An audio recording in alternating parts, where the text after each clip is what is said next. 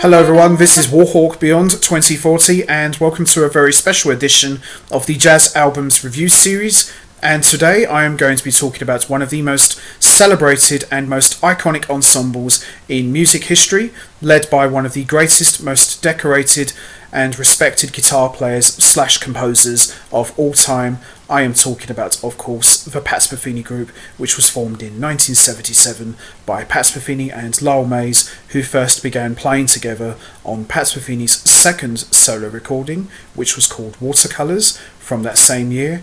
And the Pat Metheny Group have won a total of 10 Grammys, and they have had a number of lineup changes in their history, but the core of the group has always remained intact, and they have always taken risks and never afraid of trying out new things. And the Pat Metheny Group have always been known as a group of musicians who have always done things their own way and have embraced all aspects of technology and dabbled in a variety of different genres, from jazz to classical to rock to fusion to pop to world to new age to chamber to avant-garde to folk, and they have even dabbled in the odd bit of heavy metal along the way. And today we are going to be taking a look at their legendary and very impressive catalogue, which is a total of 14 albums, 11 studio albums, 2 live albums and 1 film soundtrack. And I am going to be talking about each PMG recording individually, and I'll be choosing which one I think is the best one. So we are going to start with the first album, which was released in 1978, and this is fondly known by all PMG fans as simply the White Album, and I am talking about, of course, the self-titled album called Pat Metheny Group, which was a quartet outing, and it features Pat Metheny on 6 and 12 string guitars, Lyle on piano, keyboards and alto harp, Mark Egan on bass and Danny Gottlieb on drums. And what's more can you really say? An excellent recording and a true classic, and one that would not only lay the foundations for PMG but would also set the tone for all future recordings. And it's an absolute true classic in my opinion. Lots of great songs, a couple that would go on to become mainstays in the PMG set list, and if there is any PMG recording that I would recommend to anyone, or if anyone is looking to get into their music, there's no better place to start than their self-titled debut album, because it's absolutely fantastic. So all compositions are written and composed by Pat Metheny and Lyle, and a couple of tracks that are written by Pat Metheny, and it's an excellent album. Does not get any better than this. So we got the first track, San Lorenzo, which features a gorgeous piano solo from Lyle, Phase Dance, which to this day was their opener for all their shows, Jacko, which was written as a tribute to Pat Metheny's friend and bassist, the legendary Jaco Pastorius. We've got April Wind, April Joy, and the fast-paced Lone Jack, which would get a trio reworking many years later. Outstanding album, one of PMG's most iconic albums, and the quartet of Pat Metheny, Lyle, Mark Egan and Danny Gottlieb are a very tight unit, and they are really showcased to the fullest. And these guys are still referred to by a lot of fans as one of the classic lineups in PMG's history, and with good reason, because this is the one that started it all. And there's lots of great bass playing from Mark Egan, lots of great drumming from Danny Gottlieb, great piano solos as always from Lyle, and unbelievable guitar playing as you'd expect from Pat Metheny. So standout tracks for me, I would say, are San Lorenzo, Phase Dance, April Joy and Lone Jack, but no weak track in sight, and as I said, a great collection of songs from start to finish. And what a way to kick off the PMG history by starting with this one, and as I said, it doesn't get any better than the self-titled debut White Album. An excellent recording, one that I still go back to listening to time and time again. So we come to the next album, which was released in 1979, and this is a great follow-up, and that is American Garage. Now, The American Garage album is still very much a quartet album, with Pat Metheny on 6 and 12 string guitars, Lyle on piano, keyboards, auto harp and organ, Mark Egan on bass, and Danny Gottlieb on drums. And this album is a bit more of a rockier album compared to the first album, but it's still a fantastic follow-up. All compositions written and composed by Pat Metheny and Lyle, and a great follow-up to the White Album. So we've got Cross the Heartland, Airstream, The Search, American Garage, and the appropriately named The Epic. Excellent collection of songs. Not one that I go back to that much, but when I do, it always blows my mind and it's fantastic. And we can just take a quick look. Oh. Hard to believe these guys were all in their 20s and they were so ahead of the game, and wow, I've never heard a group of musicians play like PMG did, and it's an unbelievable recording and a great follow-up to the first album. So standout tracks for me, I would say, is Cross the Heartland, The Search and the rocky American Garage, but another great follow-up to the first album, and one I highly recommend that everyone check out. So after American Garage, Mark Egan would leave the band and Pat Metheny would go on and do a number of different projects with a number of different musicians, and he would also record the duo album with Lyle, which was called As Falls Wichita, So Falls Wichita Falls, and Steve Rodby would join the band in 1981. Now, Steve Rodby joining PMG would mark an important moment in the band's history, because, no disrespect to Mark Egan, who is a great bass player in his own right, Steve Rodby, in my opinion, is the whole package. He can play acoustic and electric bass, and he would go on to become the group's producer / arranger, and he would have a very big part in PMG's arrangements and all of their music. And he would make his recorded appearance on the next album, which was released in 1982, and I am talking about Off Ramp, which in my opinion is one of PMG's greatest albums they have ever made. So when you listen to the first two albums, the Selftitled and American Garage, they're very much jazz fusion driven albums, which are not a bad thing. But when you get to this album, Off Ramp, PMG do a completely different U-turn, because, like I said, PMG have always been known as a group of musicians who do things their own way and never allowing themselves to box themselves into one category. And when I heard Off Ramp, it just blew my mind, because I was not prepared for this, because when you hear the first two albums, they're quite enjoyable and very sunny and a little bit on the rocky side, but for the most part they're quite laid back albums. But when you get to this one, you just think, is this the same band? Because they don't sound the same, and that's the beauty of PMG. Every recording is different and they never stay in one place. They're always pushing the envelope, pushing their limits and seeing how far they can go, and boy oh boy, do they go far here. So Danny Gottlieb remains on drums. We have got Nana Vasconcelos on percussion, voice and marimba, who collaborated with Pat Metheny and Lyle on their duo recording As Falls Wichita, So Falls Wichita Falls. Steve Rodby on acoustic and electric bass, Lyle on piano, keyboards, auto harp, organ and synclavier, and Pat Metheny on guitars, guitar synthesizer and synclavier guitar. Now this marks an important moment in PMG's history.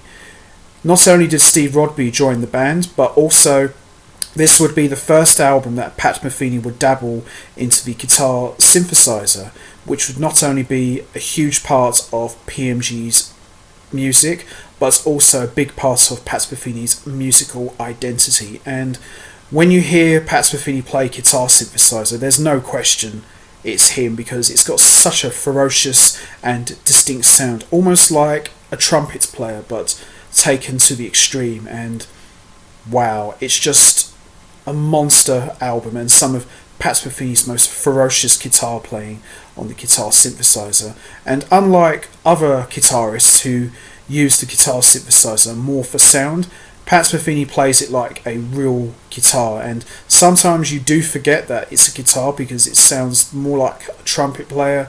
There's even occasions it sounds like a sax player. It's just the sounds that Pat Metheny can make. It's just unbelievable. It sounds very fresh and natural. So we've got the first track, Bar Carol, which is just monstrous and very, very dark. You've got Are You Going With Me, which in my opinion is probably the greatest PMG track of all time. Nice haunting quiet ballad called Owlette, which features Nana Vasconcelos making all sorts of weird echoey sounds and great piano playing from Lyle. We've got the title track, Off Ramp, which just, you've got to hear it to believe it, because we all know that Pat Metheny has a soft spot for Ornette Coleman, and this is pretty much an Ornette Coleman inspired. Think of Ornette Coleman on steroids. It's just wild, free, crazy, and just really makes the hair on your arms stand up. And it features a great acoustic bass solo from Steve Rodby, who is showcased on that track, and he would get to strut his stuff even more live, and wow, everyone just goes mad. But it's a fantastic track and not for the faint-hearted. We've got the beautiful James, which is a tribute to James Taylor, one of PMG's greatest tracks and one that would pop up in the set in a number of different bands over the years. And we've got The Bat Part 2. Now, for those of you who know, The Bat Part 1 showed up in 8081 with Michael Brecker and Dewey Redman, but it gets a nice PMG reworking, and it's very, very different to The Bat Part 1. It's quiet, it's atmospheric, it's got lots of echoey sounds from Nana Vasconcelos, great synth work, more done in an orchestral sort of style by Lyle Mays, Steve Rodby playing bowed acoustic bass, and Pat Metheny on guitar synth making all sorts of beautiful sounds, and Danny Gottlieb's just quietly playing away on the cymbals, and a great calming track to close out a ferocious album. And in my opinion, as I said already, Off Ramp is one of PMG's greatest albums, and one that I always go back to listening to time and time again. So if you would say that American Garage and the White Album, the Selftitled, are the ones that laid the foundations down for PMG, then I would say with this album they were on their way to becoming what we would know them to be.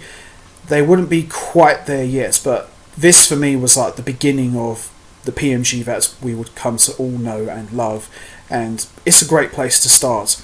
I always recommend the first two albums, but if I was to choose one album for someone to listen to for the first time, I'd definitely go with Off Ramp, because there's no bad track in sight, and a lot of these tracks they ended up playing for years and years, right to the very, very end, and it doesn't get any better than this. One of my favourites of all time, Off Ramp. So the next album would be released in 1983, and this is a double live album, and that is Travels. Now, Travels is a live album which was the Off Ramp tour that was going on at the time, and this features a lot more new material as opposed to your typical live albums, which are pretty much just all tracks from like 3 or 4 recordings. But what I like about Travels is it features more new material than the older material. So we got Pat Metheny on guitars and guitar synthesizer, Lyle Mays on piano, keyboard, organ, auto harp and synclavier, Steve Rodby on acoustic and electric bass and bass synthesizer, Danny Gottlieb on drums, who would leave shortly after this tour, and Nana Vasconcelos, who is credited as a special guest on percussion, voice and marimba.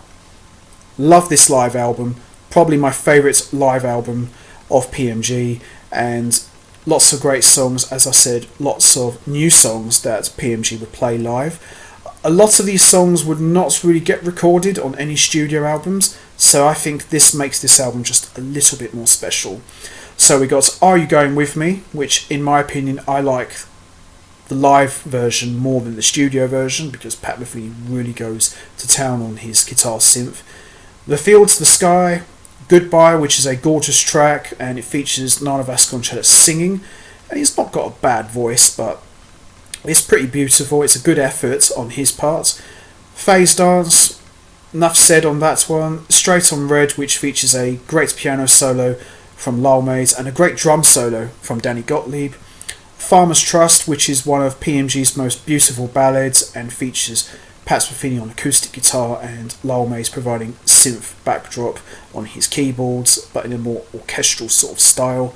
And then we got the hair-raising Extradition, Going Head from 8081, which features Pat Metheny on solo guitar, which leads into the very wild and out there As Falls Wichita, So Falls Wichita Falls. And I love the original version from the duo album of Pat Metheny and Lyle Mays, but this live version with PMG is an electronic tour de force. It's just loud, fast, crazy, and it's more like Tangerine Dream on steroids.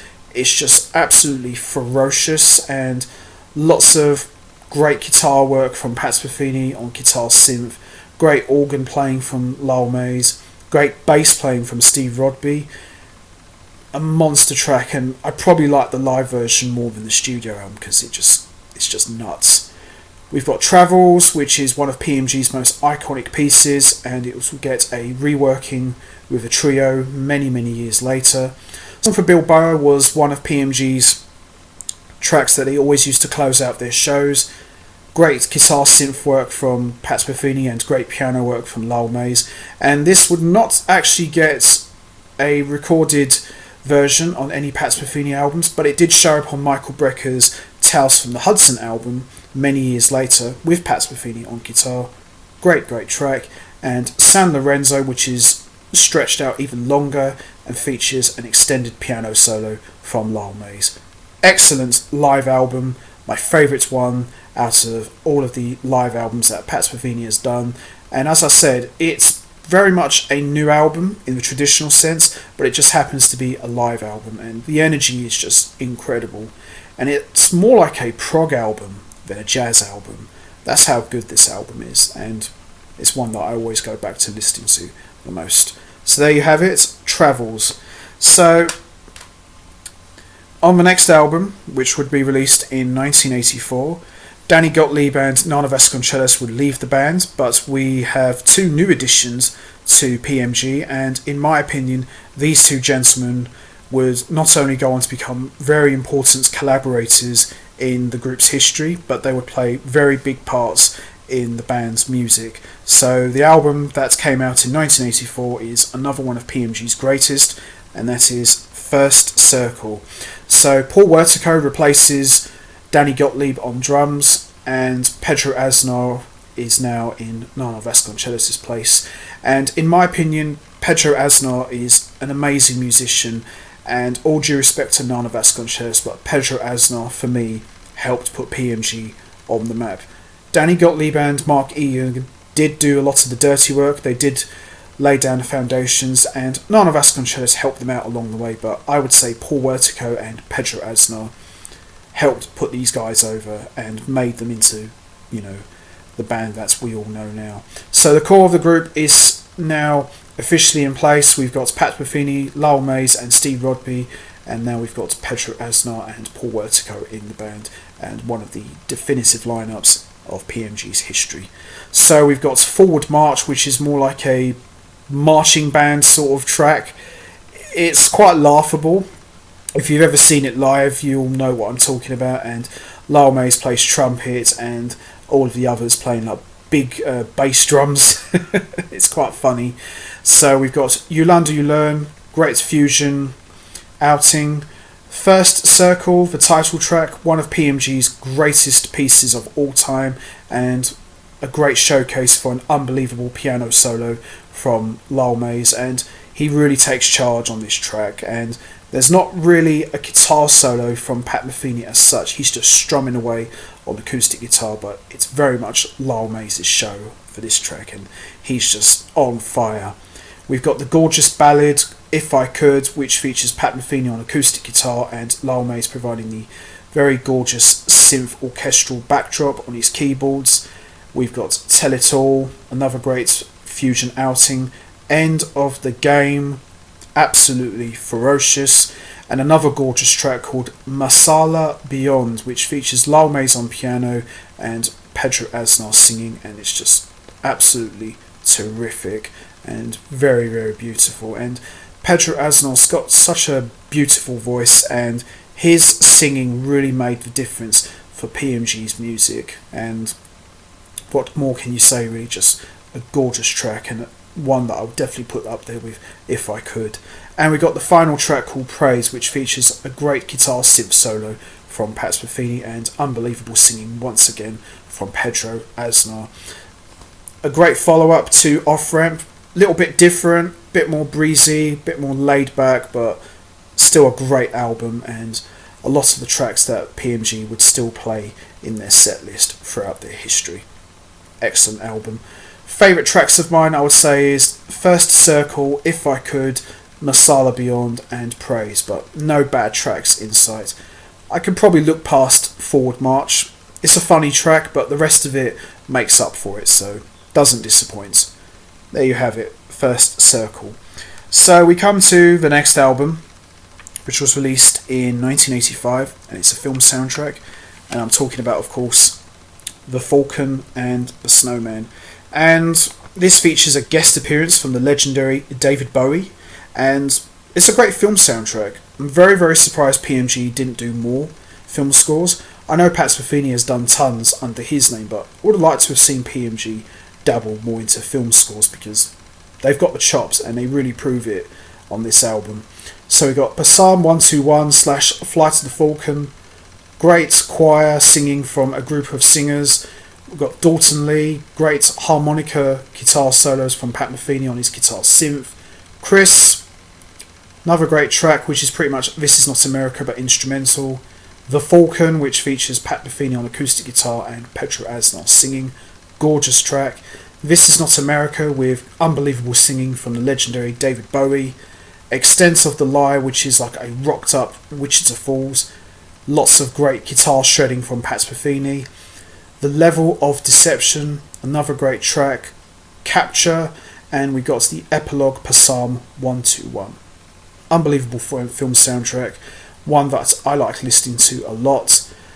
Standout tracks for me: Psalm 121, Flight of the Falcon, This Is Not America, Extent of the Lie, and the beautiful epilogue Psalm 121. There you have it.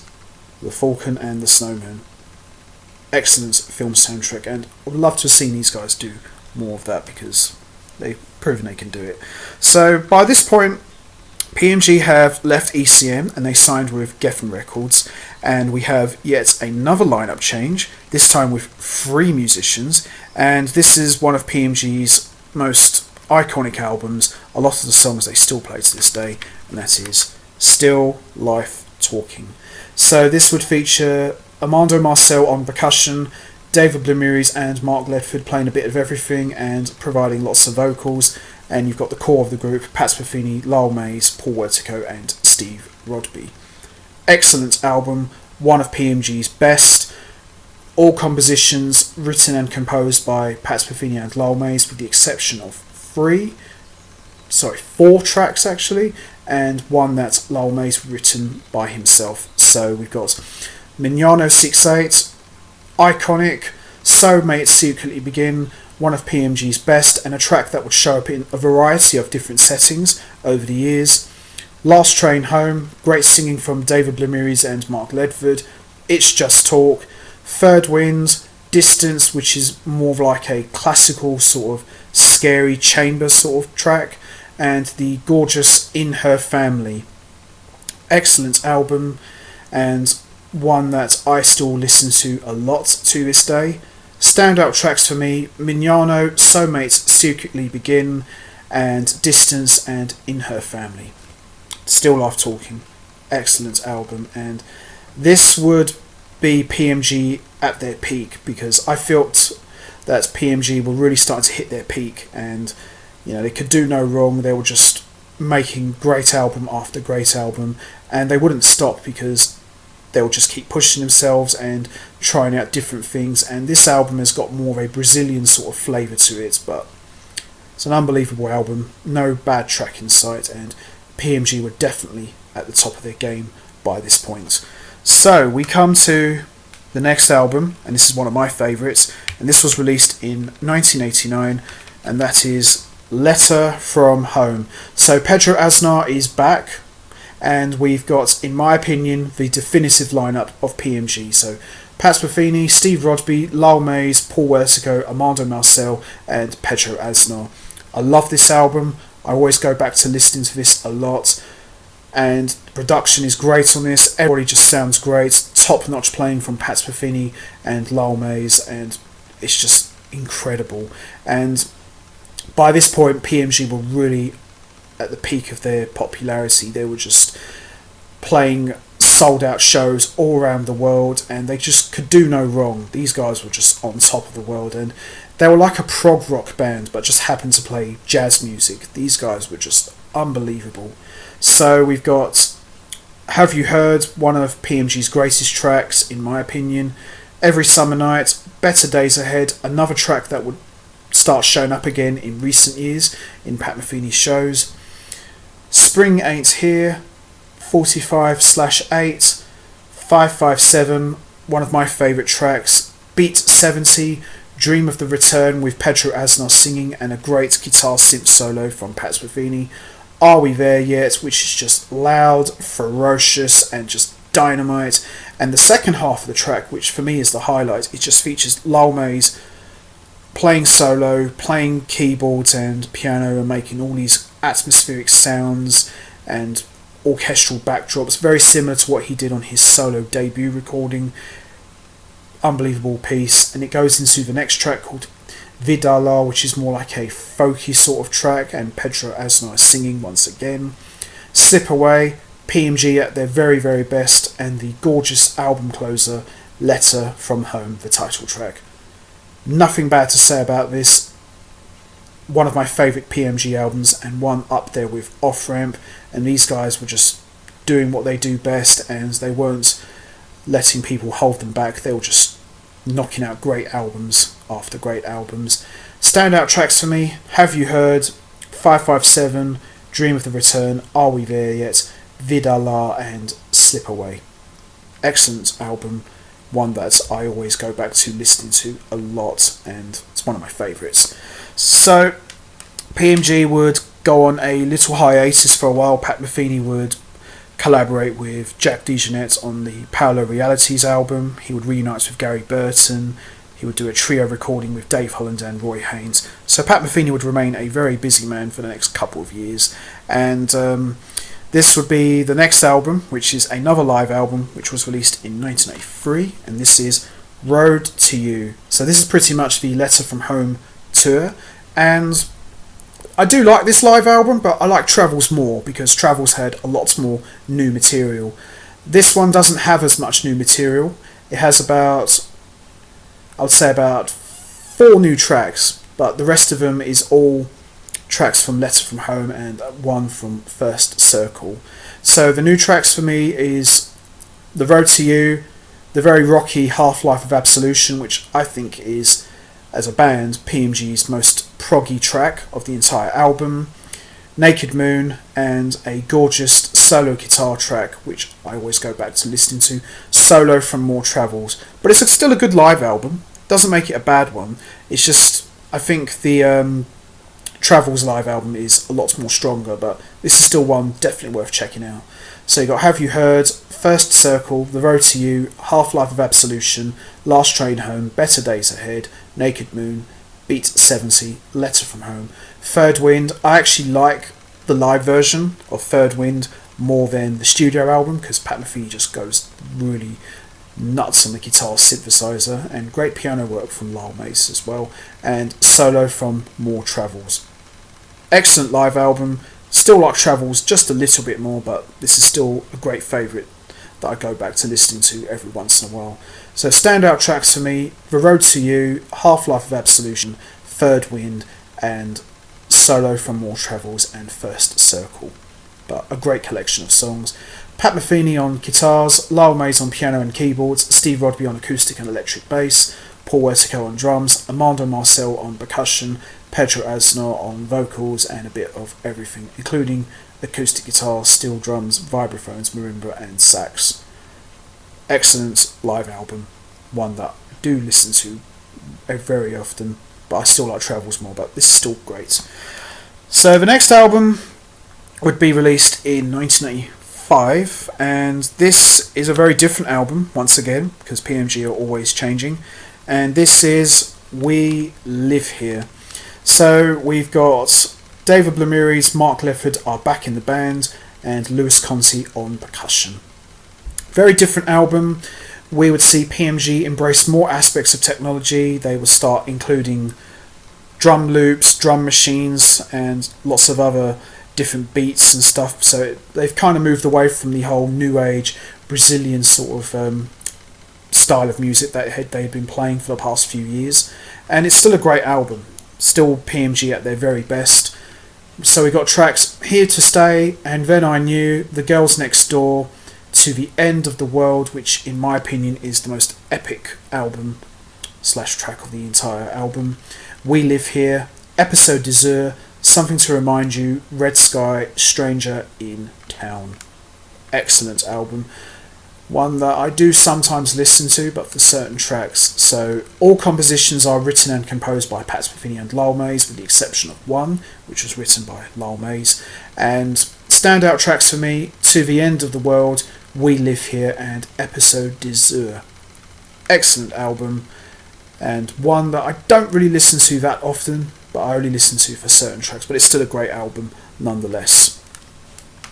So we come to the next album, which was released in 1996, and it's a very different album to all previous PMG outings, and it's not one that gets talked about much, and it's very, very underrated in my opinion, and I'm talking about, of course, Quartet. Now, this features the core of the group, and no additional musicians, it's just PMG with all four members. And this album is not really your traditional Quartet album like the first two PMG recordings. This has more of a avant-garde, spontaneous, semi-acoustic approach to the music, and it's just very, very out there. And Pat Metheny explained that this was something that he wanted to take PMG into a different direction, just try something different, and they achieved that. So we got Pat Metheny on acoustic and electric guitars, 12-string guitar, 42-string percusso guitar, e-bows and slide guitars, soprano guitars, fretless guitar, and of course his old trusty comrade, the guitar synth. Lyle on piano, non-tuned spinet piano, celeste, pedal harmonium, alto harps, electric piano and clavinet. Steve Rodby on acoustic bass and piccolo bass, and Paul Wertico and on drums and percussion. Very, very avant-garde sort of recording. Steve Rodby, I would say, is the standout musician on this album. Lots of great bass work. Paul Wertico, if anyone knows his background, he's got more of a free jazz / avant-garde sort of background, and he's played with guys like Derek Bailey, so he's very, very comfortable in this sort of environment, and he really excels. And Pat Metheny and Lyle sound fantastic as always. All tracks written by Pat Metheny and Lyle, with the exception of a couple of tracks written by Lyle, and Steve Rodby and Paul Wertico are also co-credited on a number of tracks as well. Very different kind of PMG album, but still very, very good, and got to really listen to it a couple of times to really appreciate it. It's not as wild as Song X that Pat Metheny made with Ornette Coleman. It's a little bit different, so think of PMG unplugged, or semi-unplugged, depending how you look at it. Standout tracks, we've got Introduction, When We Were Free, which would show up many years later in a number of different settings. Montevideo, Take Me There, 7 Days, Oceana, Dismantling Utopia, Double Blind, Second Thought, Mojave, Badland, Glacier, Language of Time, which is PMG at their very best, Sometimes I See, and As I Am. Very wild and underrated PMG recording, not one that people talk about much, and I don't think they toured this album very much. I know a couple of tracks did show up in their set list, but PMG just didn't tour this album very much, which I find a bit peculiar, but still a great album. Standout tracks for me: When We Were Free, Language of Time, Take Me There, and Sometimes I See and As I Am. But it's a good album, and as I said, got to really listen to it a couple of times to fully appreciate this wild and very out there type of recording. So, excellent album. Would like to have seen PMG do more quartet recordings, because I do like the additional musicians, but it's just refreshing to hear just the core of the group just doing what they do best. But still great, one that I listen to quite a lot, and it's one of my favourites. So we come to the next album, which was released in 1987, and this would be Paul Wertico's final recording with PMG. He would leave after this tour, after being the group's drummer for close to nearly 20 years, and this would be Imaginary Day. One word to sum up this album: epic. It's just big, large, ferocious, very cinematic in some places, and lots of great tracks, and a very different kind of album to previous PMG albums. Not much of the Brazilian sort of flavour. They embrace more heavy metal, more Celtic, folky sort of styles of music that are going on here. But damn, this is just an epic album. So we're going to take a look inside, because it's all, you know. So we've got Imaginary Day, Follow Me, Into the Dream, which is a solo piece with Pat Metheny on 42 string percusso, A Story Within the Story, which features a great trumpet solo from Mark Ledford, The Heat of the Day, Across the Sky, the very wild and ferocious The Roots of Coincidence, Too Soon Tomorrow, and the Celtic The Awakening. Now when you hear the first track, which is the title track, Imaginary Day, be prepared, it does make you jump, because you just don't expect it. It just goes dum dum, you know, it just really takes you on a journey and makes you jump out of your chair, and it's an epic way to open the album, in my opinion. So standout tracks for me: Imaginary Day, Follow Me, Into the Dream, A Story Within a Story, Across the Sky, and The Roots of Coincidence. Now The Roots of Coincidence is probably the most hard-hitting and most heavy metal driven track that PMG have ever recorded, because when you hear it, you know, Pat Metheny, you know, it's almost like a hold my beer sort of moment. He just goes absolutely nuts on electric guitar, and he can really shred with the best of them. And I remember hearing it live, it was just so loud. Oh my god, it was absolutely deafening, and I just couldn't believe it. I'd never heard a jazz group play as loud as PMG did when they performed The Roots of Coincidence. But damn, it's just absolutely ferocious. So there you have it, Imaginary Day, and this would be the final album that Paul Wertico had made, and he was leave shortly after this tour. So that would be it for PMG for a while. They would go on a little hiatus for about 5 years. Pat Metheny would release a number of trio recordings. He would collaborate with Gary Burton and Chick Corea, Roy Haynes and Dave Holland, and he would also release a solo guitar album, a couple of collaborations with Michael Brecker, so there wouldn't be any more PMG recordings for a while. He also recorded with bassist Charlie Hayden in their classic Missouri Sky recording, and The Summer of Running with Mark Johnson and Bill Frisell and Joey Barron. So the next PMG album we would see come out would be in the 2000s, and this one would come out in 2002 with yet another lineup change, and that is Speaking of Now. So the core of the group are still intact: Pat Metheny on acoustic and electric guitars and guitar synth, Lyle Mays on piano and keyboards, Steve Rodby on bass, and we've got 3 new additions: Kung Vu on trumpet and vocals, Richard Boner on vocals and percussion, and the debut of Antonio Sanchez, who replaced Paul Wertico on drums, and he would go on to become Pat Metheny's most important collaborator in an association that still continues to this day for almost 20 years now. Unbelievable. So we got As It Is, great opening track, Proof, PMG at their very best, Another Life, which features Pat Metheny on acoustic guitar and Richard Boner on vocals. The Gathering Sky, You, On Her Way, A Place in the World, The Very Breezy Afternoon, and the epic closer, Wherever You Go. Now, Antonio Sanchez really makes a real impression on this album with a great drum solo on The Gathering Sky, and he really stretches it live as well. And great trumpet solos from Kung Vu, and he's a different kind of trumpet player to what I've heard before. He doesn't just play normal standard trumpet, he creates a lot of these very wild screeching soundscapes with his trumpet, and he's just an incredible musician. Pat Metheny, Lyle Mays and Steve Rodby sound tremendous as always, and I'll say the standout tracks for me are As It Is, Proof, The Gathering Sky, Afternoon and Wherever You Go. And if you buy the Japanese edition, you get a bonus track which is a solo guitar piece called Epilogue. But speaking of now, one of my favourite PMG albums.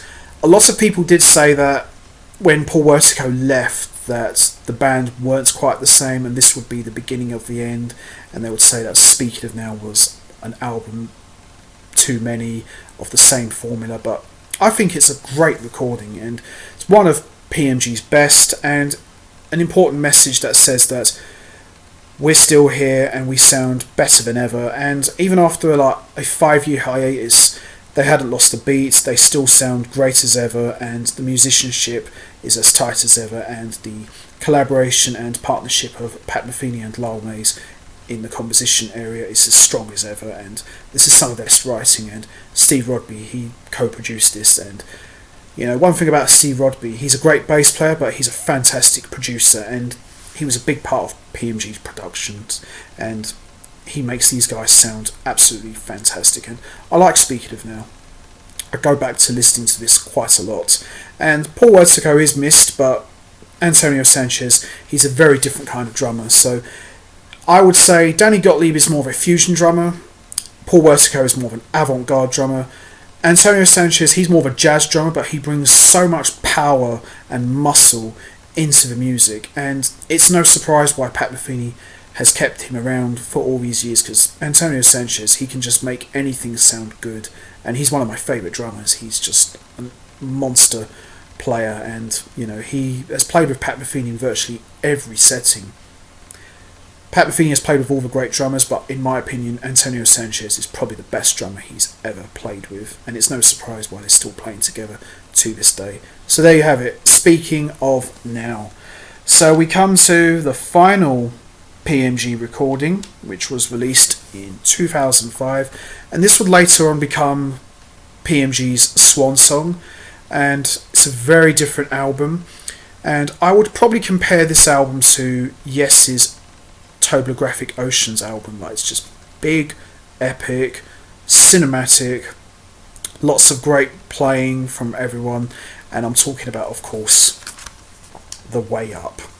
Now, I went to this tour, which was in 2006, and I've never heard a band sound as loud as PMG did when they played this. Very different album. It's one track divided into 4 movements. It's 68 minutes long. Woo!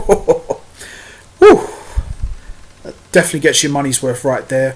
And this is a culmination of all of PMG's work that they have been doing since they burst onto the scene in the 70s, and they've had a number of long tracks, but they just kept pushing and pushing and pushing, and you could obviously see they were heading somewhere, and they finally got there with this album. And I've got the feeling that this was something that Pat Metheny and Lyle Mays had always wanted to do, and you've got to really listen to the whole album to fully appreciate it. You don't just like play one track, you've got to listen to all of it. It's just unbelievable. Loud, epic. Pat Metheny Group just pretty much throw everything, including the kitchen sink, into this one. It's almost like they were saying, you know what, screw the critics, this is the album we're going to make, and we're just going to do it. And they did. Killer album. So let's have a look. Pat Metheny on electric and acoustic guitars and guitar synth and slide guitars. Lyle Mays on piano and keyboards, Steve Rodby on acoustic and electric bass and cello, Kung Vu on trumpet and voice, Greg Armoret on harmonica, and Antonio Sanchez on drums. He just sounds absolutely amazing, and he's really showcased throughout the entire album. And when I saw PMG play this live, as I said, it was just unbelievable. It was just so loud. And how can you top The Way Up? Because you just can't. You just can't top this. And this would be the group's swan song. PMG would no longer make any more music. Pat Metheny would go on to do different projects and stuff. Lyle would pretty much go into semi-retirement. Even though PMG did do a number of Quartet gigs in 2010, there was no new material, but this would sadly be the last album that Pat Metheny and Lyle would record together. And I can't think of a better way for PMG to go out than this, because lots of people did clamour for more PMG stuff, but quite frankly, how do you top The Way Up? I just don't think you can, because where do you go from that? Because, you know, when you make something as big and epic as this, it's very hard to top it. So I think they made the right call not following this up. As I said, it would have been nice to have seen more PMG albums, but I think looking back now, I think everything worked out okay, and I think this was the perfect album to go out on, in my opinion. Lots of different styles, jazz, rock, cinematic, avant-garde. It's just everything you want in a PMG album is right here. And I'm going with this one. This is my favourite album of all the PMG albums. I love Off Ramp, I love Letter From Home, you know, I love all those albums, but this is my favourite PMG album of all time. And I don't go back to listening to it often because it's so long, but whenever I have a day to myself, or I'm on a long travel trip somewhere, I just put The Way Up on and listen to it. It's just incredible, and every time I listen to it, I always find new things. It's just incredible album, in my opinion. So there you have it. That's my favourite album of all 14 recordings, The Way Up. Love it. And any hopes of a PMG reunion were sadly dashed when Lyle sadly passed away a year ago in February 2020. So we wouldn't get any more PMG recordings, unfortunately. But I always hoped they would do more, but sadly that was not meant to be. But what an unbelievable collection of music, great albums. You know, there's something in there for everyone, because they're all different, and I wouldn't like to say one's better than the others. Some are more stronger than others, don't get me wrong, but you know, you're not going to find a bad PMG album inside. So there you have it. That's the entire Pat Metheny Group catalogue, and my favourite recording is The Way Up, but no bad albums in sight. You know what to do, guys. Hit the like button, hit the subscribe button, leave your thoughts and comments down below. I like to know what's your favourite PMG album from this amazing catalogue of music. So until next time, take care everybody, and stay safe, and once again, thanks for listening.